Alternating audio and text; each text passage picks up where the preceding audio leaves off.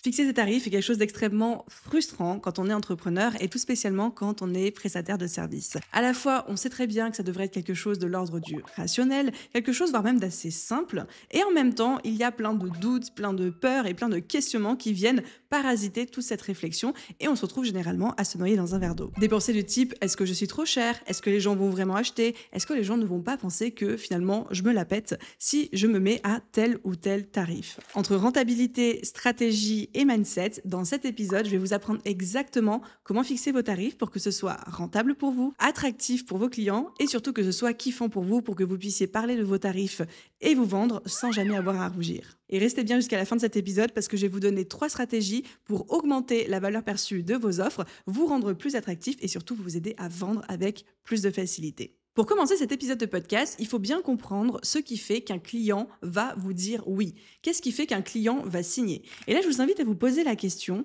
qu'est-ce qui a fait que vous avez dit oui et que vous avez mis la main au portefeuille littéralement la dernière fois que vous avez fait un achat? Et là, je ne vous parle pas d'aller faire vos courses par exemple, mais peut-être la dernière fois que vous avez signé avec un autre prestataire de service, acheté un produit ou une formation en ligne, acheté un produit physique, digital ou prestation de service dont vous n'aviez pas forcément besoin, en tout cas pas besoin urgemment, vitalement. Qu'est-ce qui a fait que à ces moments-là, vous êtes dit OK, c'est bon, je signe? Généralement, il y a 3 leviers, 3 critères qui font qu'un client va acheter chez vous.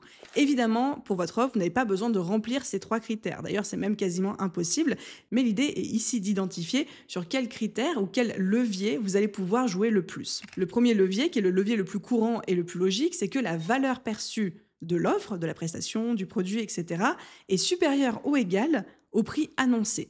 Supérieur ou égal dans l'imaginaire conscient, dans l'imaginaire de votre client. Parce que évidemment, par exemple, pour moi, si vous me dites que cette souris vaut X, je vais trouver que c'est une bonne valeur, mais si vous donnez le même prix à quelqu'un, peut-être que cette personne va trouver que c'est trop cher. Ça dépend évidemment du pouvoir d'achat de la personne, de son expérience, de si elle connaît le produit, si elle a déjà fait son petit benchmark ou déjà peut-être acheté, ça va dépendre de son éducation, de plein de choses. Donc, retenez bien que vous serez toujours le trop cher de quelqu'un et le pas assez cher de quelqu'un d'autre, indépendamment de votre prix.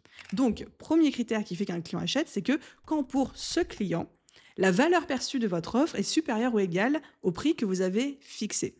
D'où l'importance de bien connaître votre client idéal, et je vous mettrai le lien d'un épisode que j'ai fait qui vous aide à décortiquer et à analyser votre client idéal sous tous les angles pour pouvoir justement avoir ce genre d'informations. Et d'où l'importance aussi de savoir comment augmenter la valeur perçue de son offre. Comment on augmente la valeur perçue de son offre? C'est, on va dire, à la croisé entre l'expérience client et le marketing, c'est par exemple en ajoutant des bonus, une prestation supplémentaire, des templates, des ressources, des choses qui n'étaient pas forcément prévues initialement dans la prestation de base. Par exemple, si je suis web designer et que je crée des sites vitrines pour des clients qui font de la prestation de service, eh bien peut-être que inclure 3 mois de maintenance dans la prestation, ça peut faire partie de ces choses qui vont faire augmenter la valeur perçue. Et peut-être même d'ailleurs faire en sorte que le client par derrière signe chez moi pour une offre de maintenance sur une plus longue durée. Le deuxième critère qui fait qu'un client passe à l'achat, c'est que son besoin est urgent / douloureux. Par exemple, l'autre jour, j'avais urgemment besoin d'une carte SD pour ma caméra. Or, les seuls sites qui livraient sur le type de carte SD que je recherchais, qui livraient en moins de 24 heures parce que j'en avais encore une fois besoin tout de suite,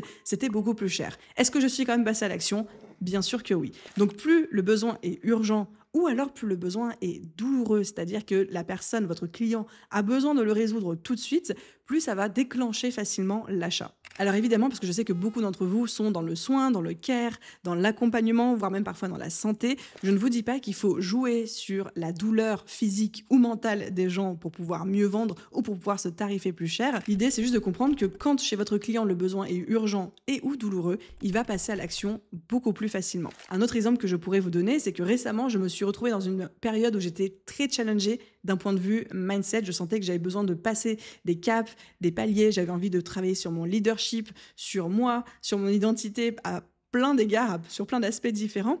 Et ce que j'ai fait, c'est que je me suis mise à la recherche d'une coach, ou d'un coach en l'occurrence, mais bon, il se trouve que c'est une coach maintenant, une coach en leadership. Et c'est le fait que le besoin était perçu comme un besoin urgent et douloureux de mon côté, parce que j'avais, c'est pas un mal-être, mais en tout cas, j'avais un besoin de progresser, de travailler sur certains points, qui a fait que je suis passée à l'action rapidement. Parce que savoir que je dois travailler mon leadership en tant que dirigeante, c'est quelque chose d'assez classique. Je pense que tous les entrepreneurs se disent « ce serait bien si je me faisais coacher à un moment ou un autre », sauf que tant que le besoin n'est pas douloureux, eh ben, c'est pas maintenant qu'on passe à l'action. Alors que là, en l'occurrence, c'était devenu suffisamment douloureux pour que je puisse passer à l'action. Et enfin, le troisième critère qui fait qu'un client passe à l'action et signe avec vous, c'est que ce client veut travailler avec vous et qu'il est prêt à payer presque n'importe quel prix pour ça. Et souvent, c'est le cas, alors je suis désolée, ce que je vais dire va plaire à certains et déplaire à d'autres, quand une personne a par exemple beaucoup de visibilité, quand une personne est un expert reconnu dans son milieu parce qu'il y a eu des publications, parce qu'il a contribué à faire avancer son industrie, etc., eh ben, les gens sont prêts à payer beaucoup plus cher. Pensez à ces chirurgiens qui, parce qu'ils ont une très grande réputation, ont des listes d'attente ou alors se font payer 1000 fois plus cher. Pensez à ces coachs peut-être que vous suivez en ligne, coach business ou n'importe quelle autre thématique, qui, parce qu'ils ont une certaine visibilité, une certaine expertise, une certaine renommée, qu'ils ont généré des résultats chez d'autres personnes, ont soit des listes d'attente, soit des tarifs plus chers, soit des conditions pour travailler avec eux qui sont beaucoup plus drastiques que d'autres personnes. Et donc, sachez que quand un client veut travailler avec vous, il sera prêt à mettre le prix pour ça, même si vous êtes un petit peu plus cher que la moyenne. Par exemple, il y a quelques mois, j'ai fait refaire le site de ma seconde entreprise, Postadem, par une agence de web design. Pour ça, j'ai contacté plusieurs agences, plusieurs web designers indépendants aussi, et j'ai fait faire des devis. Et dans les personnes que j'ai contactées, j'ai également contacté l'agence avec laquelle j'avais travaillé pour le site web de The Bee Boost. Il se trouve que ce devis-là était 20 à 25% plus cher que tous les autres devis que j'ai reçus. Pourtant, c'est avec cette agence que j'ai signé. Pourquoi ? Tout simplement parce que, un, je les connaissais, et deux, c'est avec eux que j'avais envie de travailler, j'avais confiance en ce qu'ils proposaient, j'avais déjà eu l'occasion de travailler avec eux, je sais qu'ils font un excellent travail, et du coup, ça ne m'a pas dérangé de payer un peu plus cher, mais pour m'assurer d'avoir les résultats que je souhaitais, et surtout une collaboration telle que je rêvais de l'avoir. Donc, les 3 critères qui font qu'un client achète chez vous: 1, la valeur perçue de ce que vous offrez est supérieure ou égale au tarif que vous annoncez, en tout cas supérieur ou égal dans l'inconscient de votre client. 2, le besoin est urgent et ou douloureux. Et 3, la personne veut travailler avec vous quasiment quel que soit votre tarif. Donc la conclusion, et pourquoi est-ce que j'ai commencé ce podcast par ça, c'est pour que vous compreniez bien que fixer vos tarifs, ce n'est pas qu'une question de rentabilité, ou ce n'est pas qu'une question de s'aligner sur ce que fait le voisin ou la voisine à côté. C'est une vraie réflexion qui s'appuie sur les 3 piliers qu'on vient de citer, en plus de s'appuyer sur les enjeux évidemment de rentabilité et de chiffre d'affaires que vous avez en tant que chef d'entreprise. Du coup, on passe à ma méthode en 3 piliers pour fixer vos tarifs. Ces 3 piliers sont 3 piliers de connaissance. Premier pilier, c'est la connaissance de vos objectifs financiers et de votre rentabilité, et je détaillerai juste après chacun de ces piliers. Le deuxième pilier, c'est la connaissance de votre marché, et le troisième pilier, c'est la connaissance de votre client. Et pour chacun de ces 3 piliers, on va se poser un certain nombre de questions qui vont nous aider petit à petit à dessiner le tarif. Donc si vous voulez vraiment une méthode pas à pas que vous pouvez appliquer quasiment en écoutant cet épisode de podcast, vous êtes au bon endroit. Je commence par notre premier pilier qui est la connaissance de vos besoins financiers. La première question à vous poser, c'est quel est votre taux horaire ? Ou une autre manière détournée de poser la même question, c'est combien est-ce que vous voulez vous payer une fois que vous avez enlevé vos charges et vos impôts d'entreprise. Je parle bien d'entreprise, là je ne parle pas d'impôts personnels parce que votre situation est unique. Peut-être que vous payez beaucoup d'impôts, peut-être que vous en payez très peu en fonction de votre situation personnelle, familiale, professionnelle. Tout le monde n'est pas logé à la même enseigne.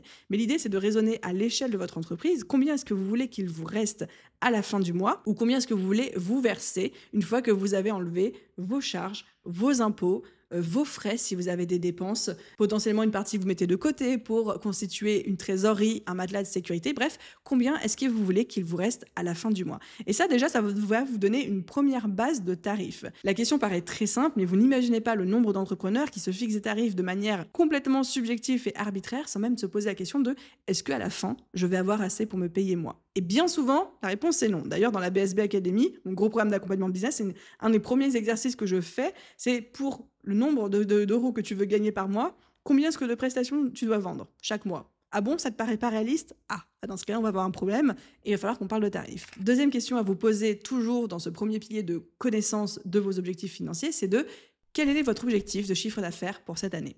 Donc, première question, quel est votre taux horaire? Combien est-ce que vous gagnez par heure? Et pour ceux comme moi qui ne vendent pas forcément leur temps contre de l'argent, vous pouvez très bien faire la moyenne de combien d'heures vous avez travaillé par exemple l'année dernière, quel est votre chiffre d'affaires, vous divisez et vous allez avoir une belle révélation et une belle prise de conscience. Donc, quel est votre taux horaire? Deuxième question, combien est-ce que vous voulez qu'il vous reste dans votre poche à la fin du mois, une fois que vous avez déduit toutes vos charges et tous vos frais d'entreprise? Troisième question, quel est votre objectif de chiffre d'affaires annuel? Donc ça déjà, ça va vous aider à poser une première base de tarifs. Parce qu'on va se poser la question de combien de prestations je dois vendre et à quel prix pour à la fois atteindre mes objectifs annuels en termes de chiffre d'affaires, mais aussi m'assurer d'être rentable et de pouvoir me payer confortablement une fois que j'aurai enlevé mes frais, mes charges, mes impôts, etc., etc. On passe maintenant à notre deuxième pilier qui est la connaissance de notre marché. La première question à vous poser, c'est quels sont les prix en moyenne qui sont pratiqués sur votre marché?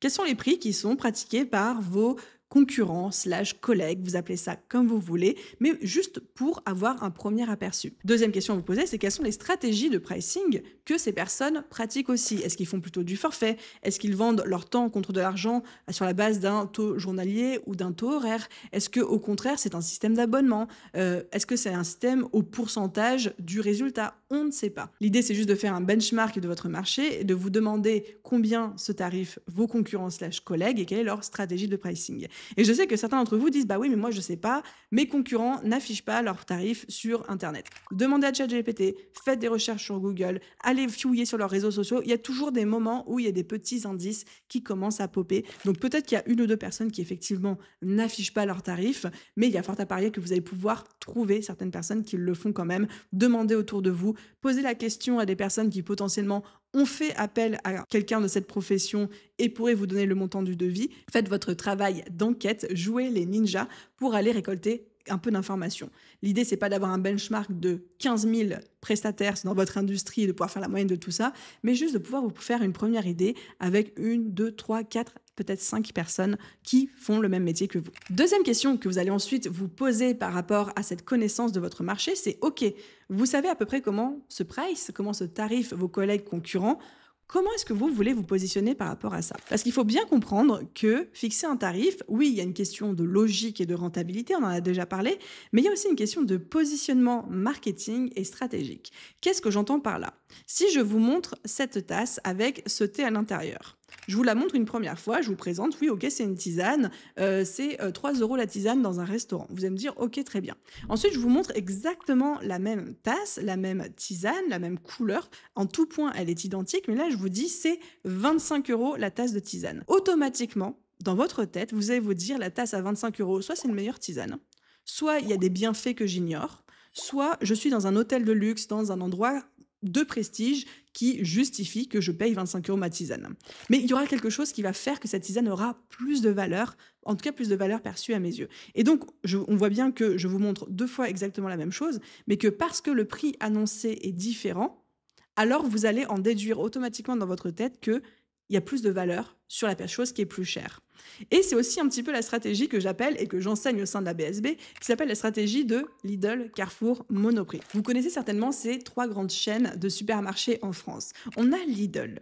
Lidl, c'est vraiment en avoir pour son argent, c'est vraiment les prix les plus bas et ils jouent sur ça à la fois dans leur stratégie de communication, à la fois dans leur positionnement. Quand moi je vais faire mes cours chez Lidl, c'est parce que je veux payer pas cher. Limite, je suis prête à faire, on va dire, des concessions sur les rangements des rayons. C'est pas grave si c'est pas parfait. Je suis prête à faire des concessions sur le service client, voire même, je suis prête à faire des concessions sur la qualité de certains aliments. Ensuite, on a Carrefour. Carrefour, c'est un petit peu le juste milieu, le bon rapport qualité-prix. Quand j'y vais, j'ai typiquement ce pourquoi j'ai payé. Je ne suis ni déçue, je ne suis ni non plus over-hypée en me disant waouh, c'était une expérience extraordinaire.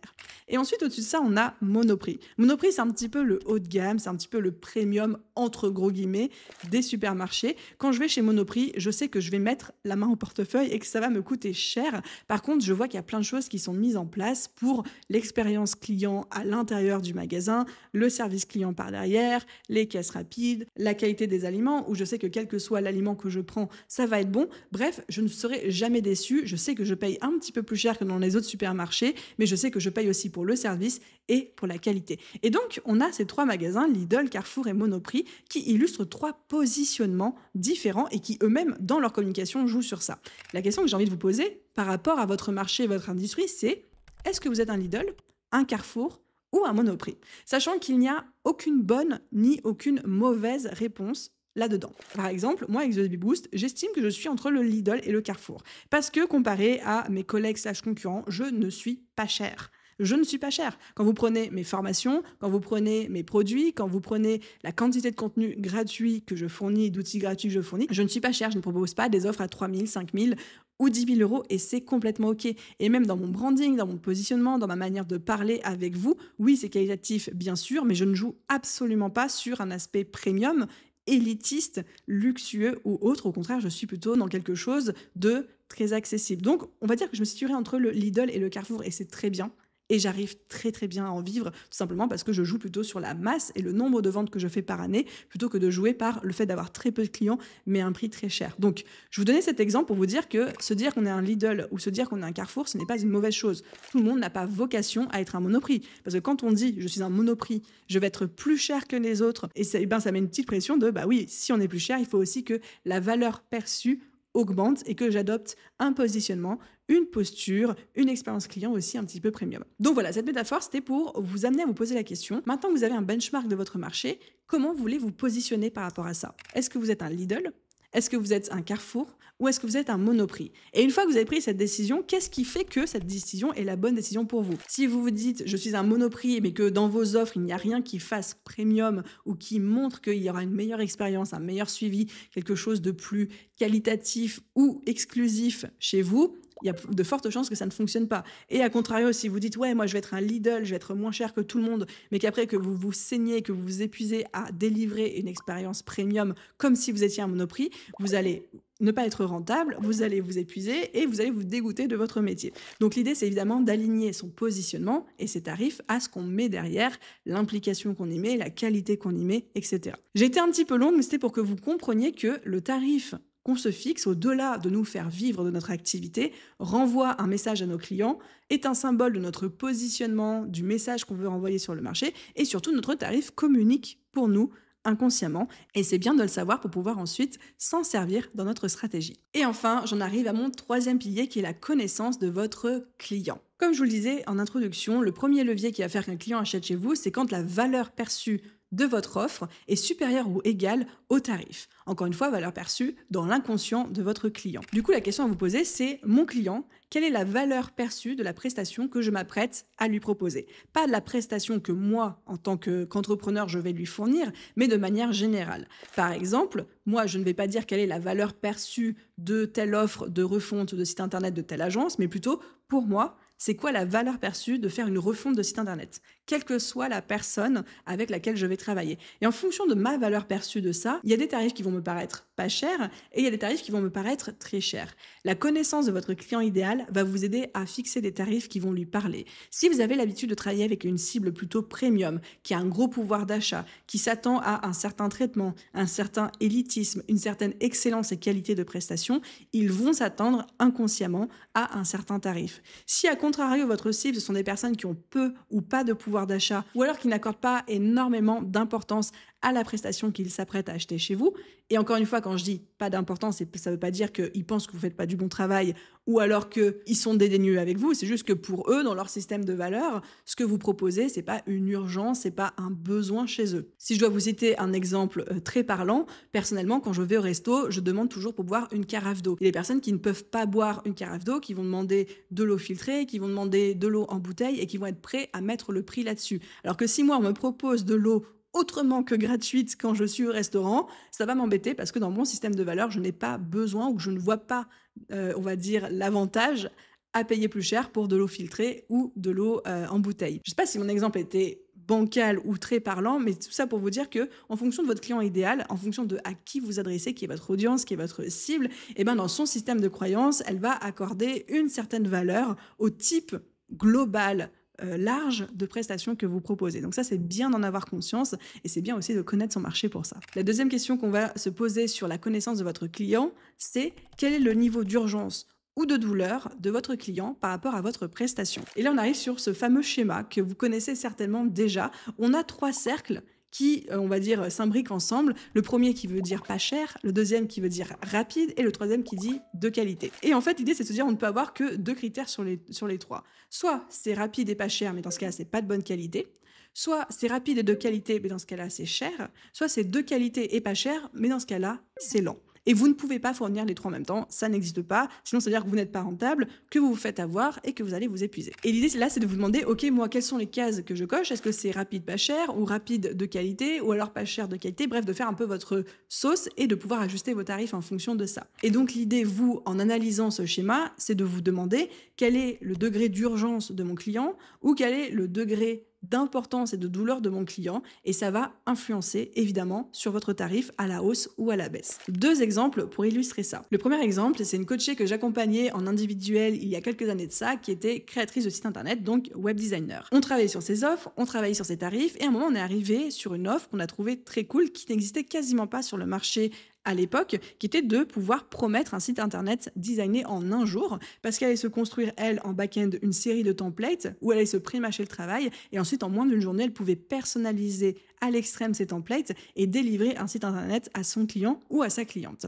Et du coup, quand on a commencé à bosser là-dessus, au début, elle me mettait un tarif très peu cher. Et je disais, mais pourquoi est-ce que tu mets ce tarif aussi peu cher? Elle me disait, en fait, c'est qu'une journée de travail, voire même 2 journées si je compte les allers-retours. Je ne peux pas presser ça très cher. Et j'ai dit, mais au contraire, parce que tu es capable de délivrer un site internet 10 fois plus rapidement que la plupart de tes concurrents, ça doit être pricé beaucoup plus cher, presque, qu'un site internet classique. Et elle a eu beaucoup de mal à faire ce switch, mais elle a fini par comprendre que parce que c'était rapide et parce que c'était de qualité, même si elle n'y passait pas autant de temps que ce à quoi elle était habituée, ça ne voulait pas dire que c'était moins cher, au contraire, ça augmentait la valeur. Un deuxième exemple d'une anecdote personnelle cette fois-ci, c'est quand j'étais freelance. C'est-à-dire quelques années avant de démarrer The Bee Boost, j'étais donc retoucheuse photo. Et à cette occasion, j'ai un client qui m'appelle, avec qui j'avais travaillé une fois à l'occasion d'un test il y a quelques mois au-delà de ça, donc c'était pas un client régulier, qui m'appelle en me disant, Aline, je suis super embêtée parce que j'ai fait un shooting pour, donc c'était une grosse marque de produits pour les cheveux, de produits de beauté, coiffure, etc. Et en fait, pour demain, je dois rendre un énorme visuel. La nana que j'ai pris en photo, elle a les cheveux au carré et finalement le client vient de changer d'avis. Il veut que pour demain, la nana ait les cheveux quasiment jusqu'à la taille, sauf que mon retoucheur n'a pas les compétences pour, on va dire, agrandir suffisamment les cheveux. À cette époque-là, l'intelligence artificielle n'existait pas du tout. Donc il me disait, mon retoucheur n'a pas cette compétence-là, c'est pour demain, il faut que le travail soit de très grande qualité parce que ça va finir sur un 4x3, c'est-à-dire un grand encart publicitaire dans la ville, et c'est pas un tout petit truc sur Internet où on peut bidouiller à la va-vite. Qu'est-ce que tu peux me proposer? Il se trouve que moi, c'était une de mes spécialités, la retouche beauté, la retouche cheveux, coiffure, etc. C'est très technique, c'est très long, mais c'était une de mes spécialités. Et comme il lui fallait pour demain, je lui ai dit, ok, moi je peux m'en charger, je peux travailler toute la nuit, faire une nuit blanche là-dessus, par contre ça va te coûter très cher. Il a dit, pas de souci, ton prix sera le mien. Du coup, j'ai facturé, je crois que de mémoire, c'était environ 3 fois le montant de ce que j'aurais facturé si j'avais eu plus de temps et si ça avait suivi, on va dire, le process logique, mais je facturais le coût du travail dans l'urgence, je facturais le coût de le faire passer avant mes autres clients en cours, je lui facturais aussi le coût de ma nuit blanche. Et évidemment, il était content, il a signé et il m'a payé ma facture. Donc, quand il y a de l'urgence, quand il y a un besoin, quand il y a une expertise ou alors quand il y a de la douleur, vous avez le droit de monter votre tarif. Et ce n'est pas parce que vous ne bossez pas beaucoup dans votre perception ou que ça vous prend pas beaucoup de temps dans votre perception, que ça veut dire que le tarif doit être baissé. Bien au contraire, une expertise, ça se paie, une qualité, ça se paie, une réactivité, ça se paie, et une urgence, ça se paye aussi. Et ça, vos tarifs doivent le refléter. Donc voilà ce que je pouvais vous dire pour ma méthode en 3 piliers pour fixer vos tarifs. L'idée, c'est de vous poser toute cette série de questions qu'on a vues ensemble et à chaque fois d'ajuster votre tarif. Vous partez de votre taux horaire ou de votre taux journalier moyen, vous appliquez le multiple du nombre d'heures ou de jours que vous pensez que vous avez passé sur la prestation, ça vous donne un tarif de base. Ensuite, vous ajustez ça par rapport à vos objectifs financiers annuels. Ensuite, vous réajustez ça par rapport à votre marché, à la concurrence, quels sont les tarifs pratiqués, comment est-ce que vous voulez vous positionner par rapport à ça, Lidl, Carrefour au Monoprix. Et enfin, vous ajustez une dernière fois à la hausse ou à la baisse, en fonction de la valeur perçue dans les yeux de votre client. Est-ce qu'il y a de la rapidité? Est-ce qu'il y a de la qualité? Est-ce qu'il y a de l'urgence? Est-ce qu'il y a de la douleur? Etc., etc. Et en ajustant comme ça, à travers ces différents prismes, on va dire, vous allez pouvoir trouver le tarif parfait pour vous. Et évidemment, instinctivement, à la fin, posez-vous la question, est-ce que je me sens à l'aise? Est-ce que je me sens bien avec ce tarif-là? Voilà du coup pour la méthode que je voulais vous livrer. Et pour terminer, passons à nos 3 stratégies de pricing qui vont vous aider à augmenter la valeur perçue de vos offres et à mieux vous vendre, en tout cas vous vendre avec plus de fluidité. La première stratégie, c'est la stratégie du 9, du 7 et du 0. Vous l'avez certainement remarqué, il y a beaucoup de tarifs qui se terminent par un 9 ou par un 7, ça peut être 97 ou 99, ça peut être 47 ou 49, ça peut être des virgules 97 ou des virgules 99. Et on a aussi pas mal de tarifs parfois qui se terminent par un 0. Par exemple, quand je vais chez le coiffeur, j'ai pas une coupe de cheveux à 39,99, c'est plutôt une coupe de cheveux à 40 euros. Du coup, quelle est la différence entre les deux et quel est le choix à faire de votre côté en fonction de votre industrie, de votre secteur, de qui vous êtes et de votre positionnement? On va dire que tous les tarifs qui se terminent par un 9 ou par un 7, que ce soit des chiffres à virgule ou des chiffres ronds, renvoient une image un peu de bon plan parce qu'ils sont en dessous d'un seuil psychologique. 97 euros ou 99 euros, ce n'est pas 100 euros. Il y a un chiffre de moins. Même si techniquement parlant, 3 euros, c'est rien, quand on paye 97, on peut mettre 100. Psychologiquement, dans notre tête, c'est énorme. C'est pour ça que quelque chose à 99 centimes nous paraîtra toujours moins cher que quelque chose à 1 euro. Quelque chose à 997 euros nous paraîtra inconsciemment moins cher que quelque chose à 1000 euros. Et à contrario, quand on a un chiffre rond qui se termine par un 0, ça augmente la valeur perçue, le côté un petit peu premium et exclusif. Quand je paye quelque chose à 1000 euros tout rond et non pas à 997, il y a un aspect inconscient, un petit peu plus premium, un petit peu plus qualitatif, ou alors un aspect plus artisanal, plus individualisé. Par exemple, quand je vais chez le coiffeur, quand je paye ma coupe de cheveux 40 euros, je me dis pas oui, 40 euros, c'est plus premium que 39,99. Mais dans mon inconscient, j'ai ce côté, c'est du fait main, c'est presque de l'artisanat, pas au sens littéral du terme, mais au sens symbolique du terme. Quand je paye une prestation de coaching 1000 euros et non pas 997, je paye le fait qu'il y a un être humain derrière qui fait une prestation pour moi. Donc, d'un côté, on a l'insymbolique de bonne affaire, bon plan, seuil psychologique qui peut aider aussi à vendre. Si à un moment ça se vend pas à 1000 euros, pourquoi ne pas essayer de le mettre à 997 pour voir? Et de l'autre côté, on a cet aspect de valeur, de positionnement premium ou alors de côté artisanat, fait main, individuel, prestation de service, etc. Et la question à vous poser, c'est votre client idéal, à quoi il s'attend? Qu'est-ce qui va fonctionner pour lui? Si vous avez un client très premium, très élitiste, avec un gros pouvoir d'achat, les 99 et les 97, je ne pense pas que ça marche pour lui. A contrario, si vous avez un client qui est plus habitué à des chiffres à virgule, à être en dessous des seuils psychologiques et que ça fonctionne mieux pour lui, peut-être que c'est une bonne stratégie pour vous.